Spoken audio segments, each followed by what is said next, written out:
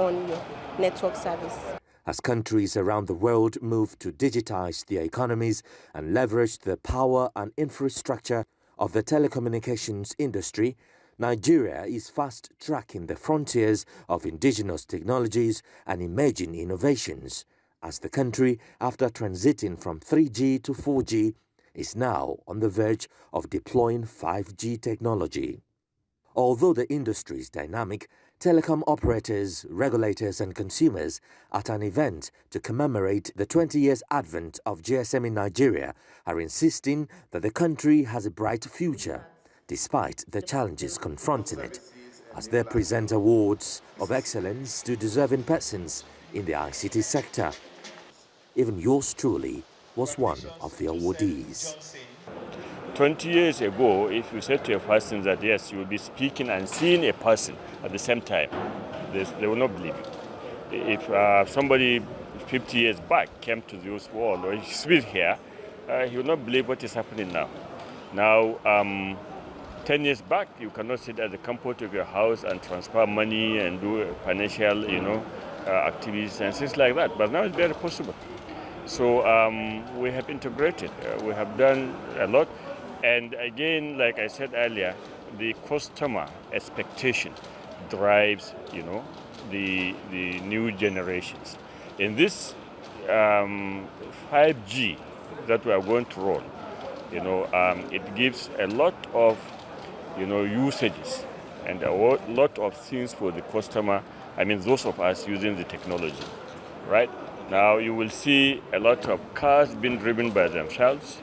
You will see a lot of activities happening, automatically, and things like that, driven really by the technology, the GSM technology. I believe they have done well, but there's more to do. They have more to do in the area of reaching the uncovered locations.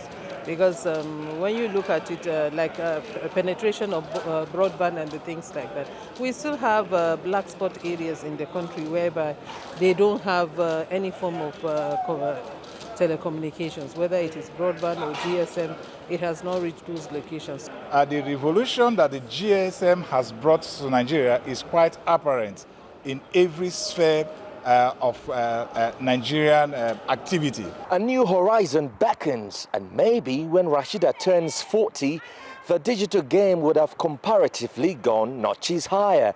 For now, though, there seems to be a unanimous belief among key players that the transformational development in the telecoms sector in 20 years has significantly impacted positively on the socio-economic lives of Nigerians. But then, a clause: there is more work to be done. Yes, Joseph, the GSM has been a blessing to many, but not without its distractions and the increase in cybercrime, which the government is working hard to tackle. Many thanks. And that concludes the correspondence this week.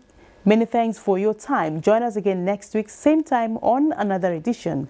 And a quick reminder that COVID-19 is still around us. Continue to abide by government regulations and safety protocols. And more importantly, get vaccinated, take responsibility and stay safe. Keep standing with the NTA against rape and rapists. Be a star. Bye for now.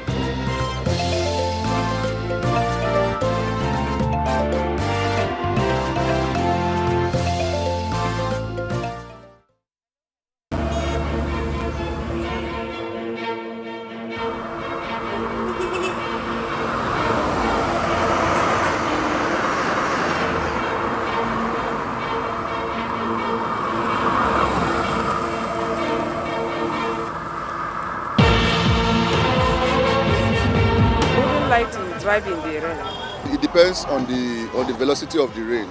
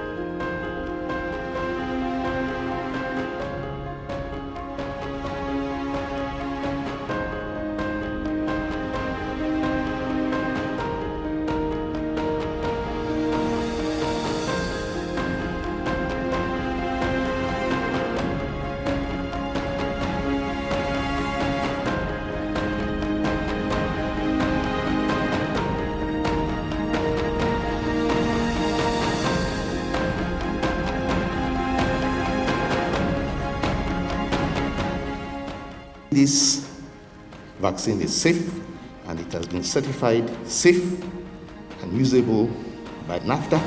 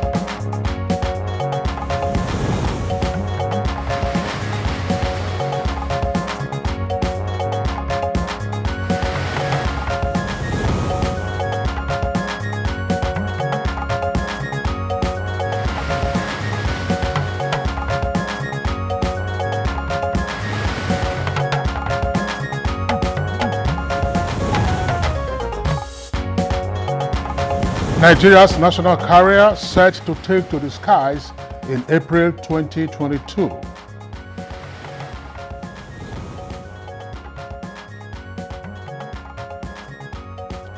House laments resurgence of banditry along Abuja-Kaduna Expressway.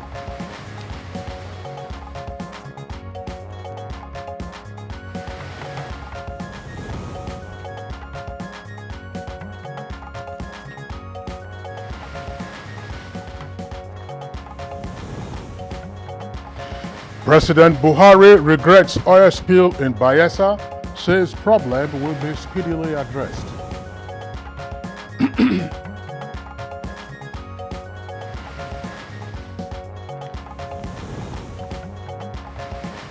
On Good Morning Nigeria today, we shall discuss the resolutions at the latest Monetary Policy Committee meeting.